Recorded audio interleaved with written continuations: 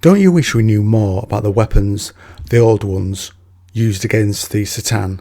I know I do. And there is a weapon, a War in Heaven era warp weapon of the old ones called the Shadowlight. A possible weapon of last resort against the Satan, and you're going to learn about it in this video with me. So, welcome heretics to another 40k video as we stare into the timeless depths of the warp where all stories are already written.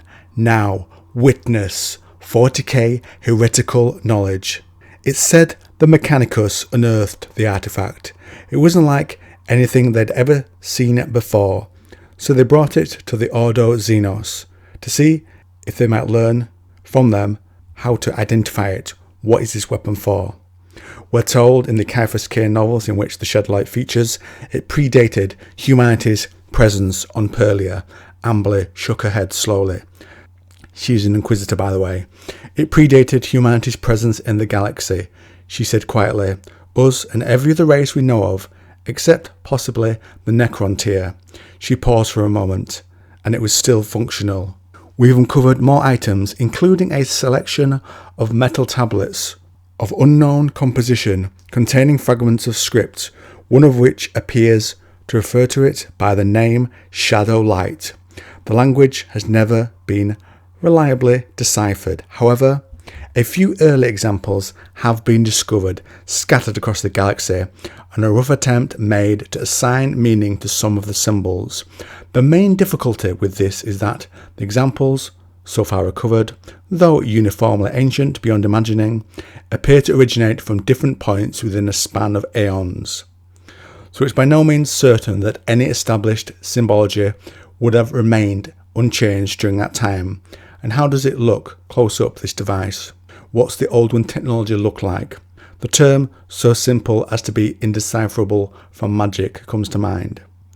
It didn't seem all that impressive, Cain thinks. Just a smooth slab of stone about 3 times as high as it was wide.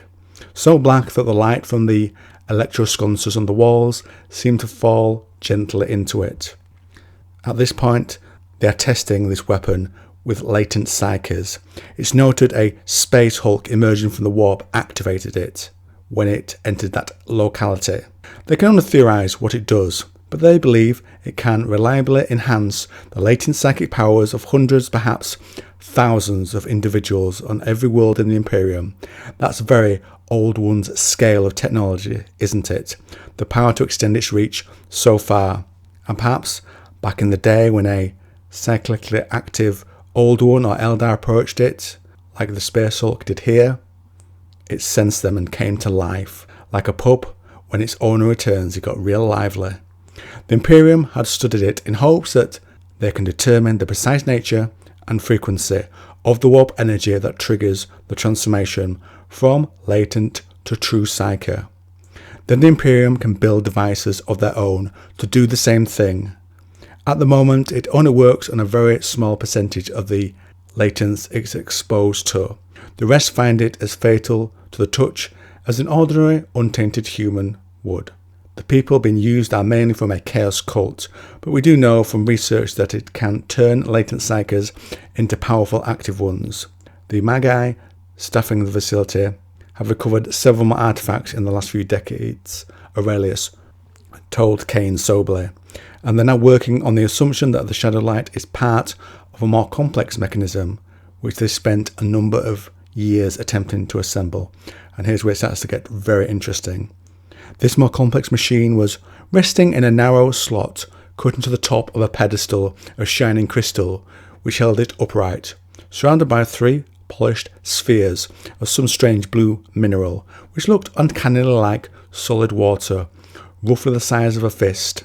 These all rested in circular depressions in the glowing surface of the crystal pillar. Other holes, identical in size and shape, were left vacant. The spheres on it control things. The Shadowlight collects and focuses energy directly from the Imperium, presumably for the rest of the system to make use of it. And this larger device had walls around it, surrounded by shards of stone with scratches on, and they think this is the instruction manual, the Shadowlight component draws directly on the power of the warp, which appears to be why it can boost or activate latent psychic abilities. But there's more. The rest of the device seems to be a system for focusing that energy. It can alter the fabric of reality. We know from some of the fragments recovered at other sites across the galaxy that the ancients were at war. Who or what? We have no idea. But of course, listener, since we're not in the novel, we're in the larger 40k verse, we know this refers to the war in heaven, where the Satan faced the Old Ones for dominance of the galaxy. Both sides had allies. For the Old Ones, this was the Eldar or the Crocs, and a few others that they had created. And just a side thought as I write this, the Orcs, by the nature built into them by the Old Ones, developed to suit and be as strong as or as numerous as the environment around them needs, and of course the success of the Warg which they ride on. If it keeps going, then they continue to develop. What if this element of the Orcs was always like that, and when they faced the Satan and a fully awakened and empowered Necron Empire, the power level of the Quarks was at a level that was needed to combat that foe. And when that foe was no longer there, when there was no longer that challenge, that level of development for them was lost. So they've not devolved to the Orcs, I believe. But the Orcs, that level of competence and ability, that's the level needed to combat the enemies the Orcs face in M40, such as the Imperium. But if something very powerful rocked up again, they could go back to the Crocs, providing they can find a leader strong enough to lead the Warg. Anyway, back to the regularly scheduled programme. Both sides of the war appear to have been wiped out, the sister said. Complete mutual annihilation. Only the occasional relic of the ancients survives, and nothing at all of these Satan, who of course are under lock and key in various tesserets under the guidance of the Necrons. But there are legends amongst the Eldar which might possibly have their roots in that conflict. We have managed to find a few bits of information which might be relevant. They found this out through some unorthodox channels.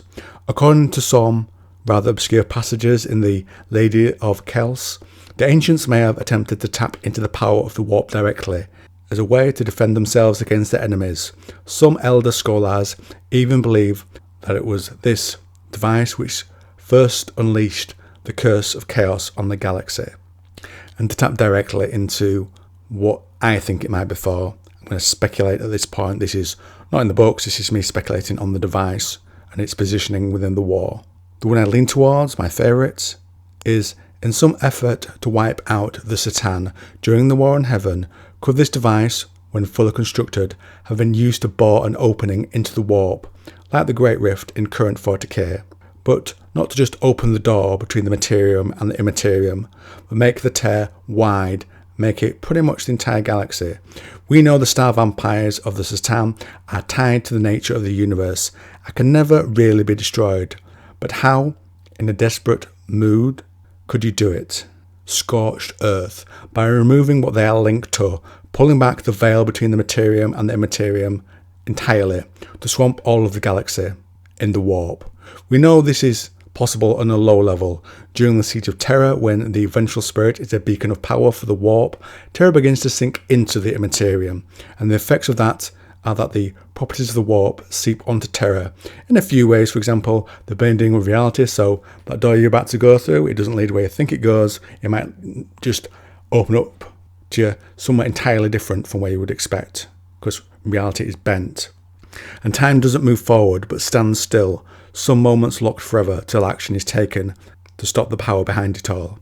So the Old Ones, I think, kill the Satan by plunging the galaxy, or a portion of it, where they are, into the warp, ending them and what they are linked to so they can't return at all. Or is this instead on a smaller scale calling on the power of the warp for it to really beam and be there to be controlled by the Old Ones and their allies, the Eldar, to make them so powerful that they can go all Thanos, click their little fingers if they have them, the little lizard emits, and remove the Satan from life with a wave of that empowered hand. Let me know what you think to the device, to the general lore around it. Drop me a comment down below.